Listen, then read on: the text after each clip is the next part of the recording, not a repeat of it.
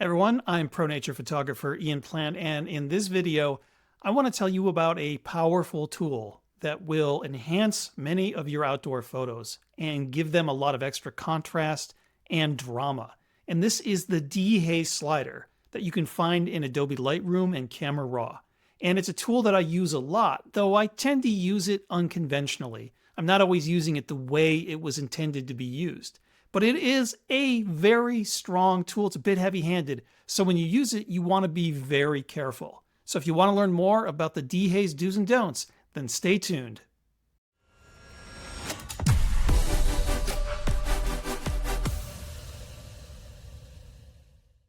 All right, let's take a look at what the Dehaze slider is intended to do and how you can best use it.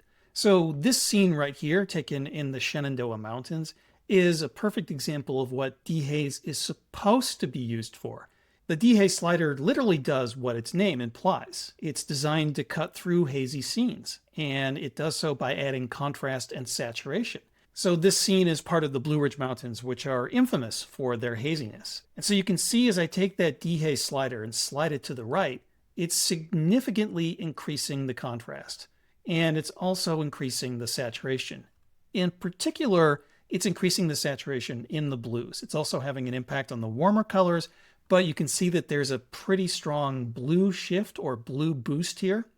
And this is very common when you're using Dehaze. You're not always going to see that blue boost, but you'll see it a lot. And it's one of the downsides of using the Dehaze slider. Also, quite often, we're not seeing it here, but I'll show you some other photos. When you enhance Dehaze, you're also going to make any noise that's in the image much more apparent.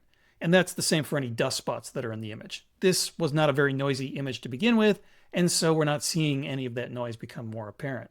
But you can see how sliding Dehaze all the way to the right has had a really strong impact on the contrast and the colors of the image. So you can see that it's a very strong tool. And that's why when I use Dehaze, I typically try to use it with a light touch. Okay, so that's what happens when you slide Dehaze to the right. What about when you slide it the other way, to the left? Well, that is going to reduce contrast, and it's also going to have an impact on color saturation as well. Though once again, it seems like it's having more of an effect on the blues rather than the warmer tones. And if I slide Dehaze all the way to the left, we've almost completely eviscerated contrast in this scene. Now, when you've got a scene that's got a lot more contrast to begin with, you're never going to quite get this low contrast look.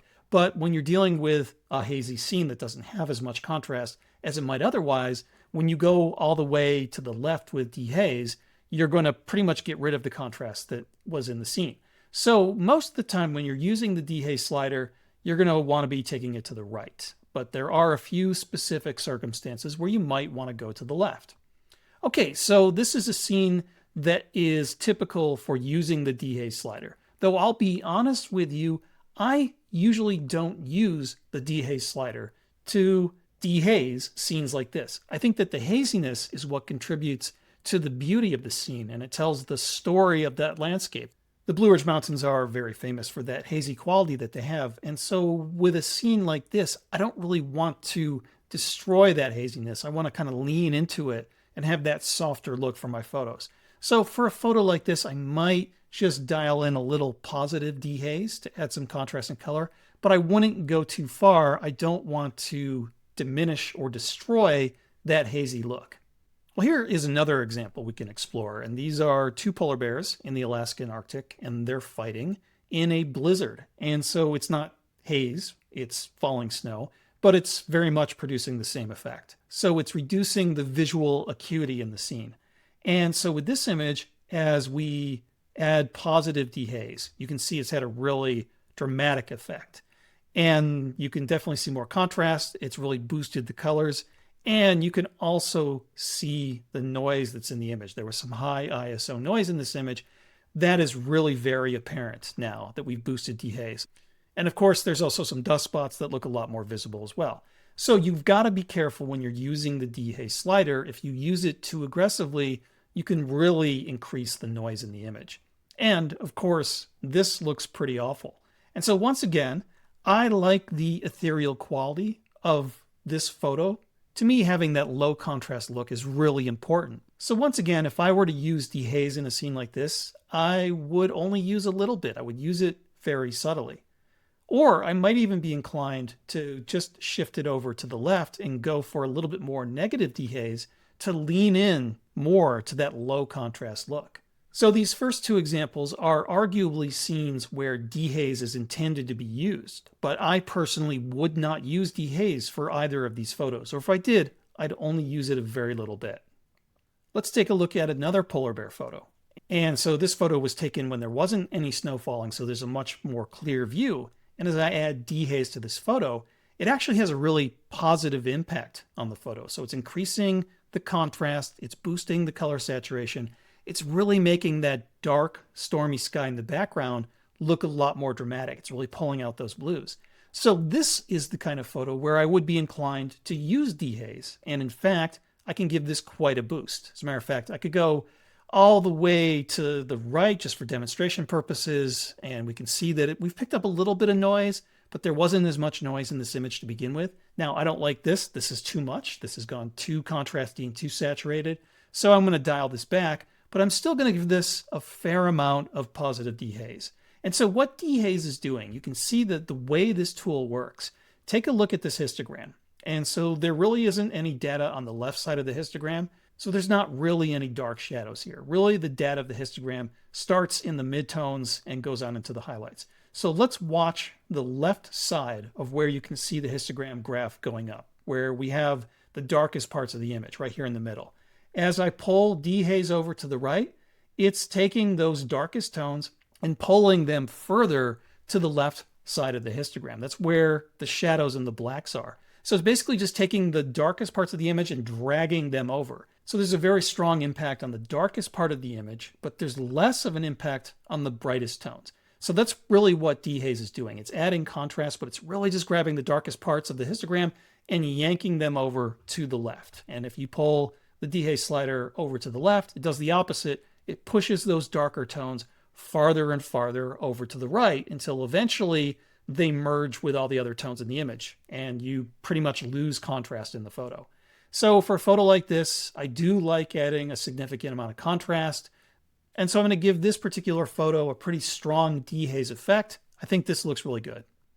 Now, this is the type of scene where I typically prefer to use dehaze. I really think that the dehaze slider excels at enhancing the look of stormy skies. So when I've got textured or stormy clouds in the sky, that's when I start thinking about dehaze.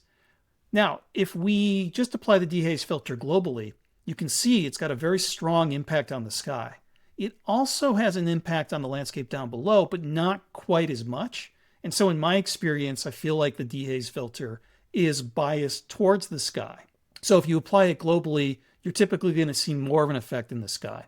And you can also see that blue shift here. The blues in this image are much stronger when I'm using the dehaze filter. So I typically don't like that, and I want to be careful about that.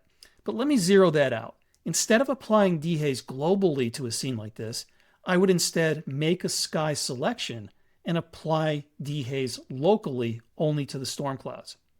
So I'm going to go into the mask panel, and I'm going to choose sky. And once the selection's been made, then I can scroll down and find the effects part of the mask. And then I can grab dehaze and start bringing it over to the right. So we're going to increase the dehaze until we get the drama in the sky to be fully revealed. So I really like the contrast here, and I really like how dramatic the sky is looking. I do not like that the blues have gotten so saturated. So typically what I will do next, after applying dehaze to get it to look the way I want, I'll go up still within the mask, and I'll choose the point color selector, and I'll select one of these blues, and then I just will reduce the saturation of the blues. And so that way the blues in the sky look more natural. They're not quite as strongly saturated, but you still get that increase in the drama and contrast in the clouds. And another thing I might do because of that blue shift is I might go up to the color part of the mask and just increase the color temperature, warm that up a tiny bit, just to get rid of that really aggressive blue shift. And here I might also just tone down the saturation of the sky a little bit because I feel like that warm sunset light on the clouds got pushed a little bit too much by the dehaze filter. So just some minor adjustments to massage the effect of the filter to make it look natural, but to give that sky drama and pop. And then I would make a separate selection of the landscape and do some final edits. And there I would enhance the color balance and the contrast of the landscape so that it fits with what I've done with the sky. But we're just going to stop with the sky for now. And if I zoom in on this, so let's click out of the mask and then zoom in, you can see I'm not picking up any noise. I didn't have much noise to begin with. And so the dehaze filter hasn't revealed that noise. But if you do find that you're getting a lot of noise in the sky when you're applying dehaze, you can always, once again, go within the mask and you can go down to detail and you can reduce the noise. And you don't have to worry, you can make a very aggressive noise reduction when you're applying noise reduction to the sky, because the sky doesn't have a lot of fine detail. You've just got some water vapor floating around in the sky. So you don't have to worry about noise reduction diminishing that fine detail because it just really isn't there to begin with. So if you are picking up that noise when you're using the dehaze slider, you can get rid of it with an aggressive noise reduction. Once again, applied only to that sky mask. Now let me just click out the dehaze, all the changes that I made. Let me just turn those off really quickly. And I'm going to keep that sky mask activated. You can also get a similar effect by maybe darkening the exposure of the sky, increasing the contrast, taking the black point of the sky and bringing it down.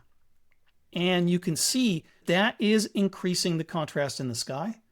And it's doing so without that blue shift, but it doesn't look quite the same as it does with dehaze. You can play around with the sliders and maybe get something that's very similar. And so if you do it this way, you're not going to get some of the negative effects of the dehaze slider.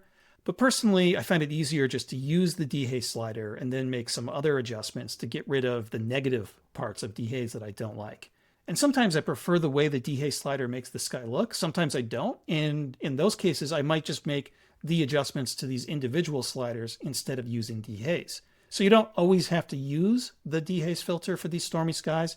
But I think that once we apply it, you can just see how nicely it increases the contrast, and it really separates out the various different tones in the skies, and it also enhances the contrast between the parts of the clouds that are in shadow and the parts that are in light. And so I think it's got a really positive impact when you're working with these stormy light scenes, but you just got to be very careful in particular for this blue shift. I just don't like the way that looks. And so, as I said, usually I end up warming up the sky a little bit, or maybe going in and just isolating the blues and reducing their saturation. And here is another stormy sky example. So I'm going to go into the mask tool and I'm going to select the sky and I'm going to go slide on down to the effects part of the mask and boost the dehaze. Here I'm going to give it quite a boost. I think that looks really good. And now very quickly I'm going to select the point color eyedropper and select those blues and just desaturate the blues a little bit. And there you have it. Here's the before and here's the after. So definitely I'm revealing a lot more drama and contrast in the skies. Those stormy clouds look amazing.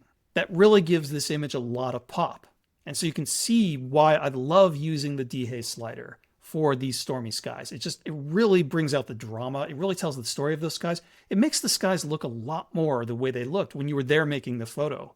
When you use the dehaze slider, it just gives these stormy skies this really foreboding and dark look, which is exactly the story you want to be telling to the viewer. Okay, so stormy skies are one type of scene where I typically use dehaze and use it fairly aggressively. Surprisingly enough, another scene that I think that benefits from dehaze is any scene with moving water. So waterfalls or coastal scenes where you've captured wave action during long exposures and created some motion blur. And so what I'm going to do is, once again, I'm going to go to the mask panel and I'm going to select landscape and it's going to give me some options. And whenever you've got a scene with water in it like this, typically one of the options you'll get is water. And so I can click on that and then create that mask. And now what I'm going to do is go down to dehaze and I'm going to apply dehaze fairly aggressively. And so that's really increased the contrast and the texture in the water. I think it looks really good. Now it's also increased the saturation in the water. For most water scenes, that won't be a problem, but there was a lot of tannins in the water here. So the water actually had this yellow tinge. And so the dehaze filter has increased the saturation in those yellows. And so here I'll just go up to the saturation slider within the mask and pull down the saturation a bit so that I'm basically undoing that saturation boost. So I'm getting the benefit of the extra contrast in the water without pushing the saturation to an unnatural point. So here's the before and the after. So you can definitely see that the water texture looks a lot better. Now, you could also try using the clarity or the texture sliders to do the same thing with the water, but personally, I find that the dehaze slider creates the very best look. So if I zero out dehaze and let's do clarity instead, I've got to push clarity a lot more aggressively. Clarity is going to darken the dark parts of your selection, but it's also going to brighten the bright parts. And so I think it's made the brighter part of the water a little too bright, and texture has got a very subtle effect. You can barely see it with a lot of images. So dehaze to me is the winner because it darkens the water and it really enhances the contrast. It really makes the texture in the water look so much nicer. So once again, this is the kind of scene where I reach for the dehaze slider, but once again, I'm applying it locally only to the parts of the scene that will benefit from that extra dehaze. And here is one final scene that can benefit from dehaze, but we're not going to give it positive dehaze. We're going to take a look at negative dehaze. I made this photo during the morning twilight on a foggy morning in the big cypress bayou of East Texas. And so the fog is diffusing the scene, and you could give it some positive clarity. I wouldn't go too far. Once again, I think that's beginning to look pretty bad. I think if you push the contrast in a foggy scene like this, you lose that foggy look. But if you personally prefer a little bit more contrast, you definitely could use some positive dehaze, sliding the dehaze slider to the right. But instead, you might want to consider sliding it just a little bit to the left. And that's going to reduce the contrast, and that's going to enhance the foggy look. Now, a lot of people tend to do that with clarity. So let's shift negative clarity into this scene. The problem with negative clarity is that it increases the fogginess look, but it also takes away the apparent sharpness. This looks very blurry at this point. It's not actually blurry, but the negative clarity is making it look blurry. And this looks very similar to what is known as the Orton effect. And I don't know about you, but personally, I'm not a big fan of the Orton effect. I think it's overused, and I think it just doesn't look very good because it makes everything look a little bit blurry. And so instead of using negative clarity, I prefer shifting in a little negative dehaze, not too much, because the difference between negative dehaze and negative clarity is that the negative dehaze will reduce the contrast without adding that really blurry look. So it still maintains this sharp look. And I prefer this much more than using negative clarity. And so I think these examples demonstrate that at least the way I use dehaze is a bit unconventional. It's not exactly what the slider is intended for.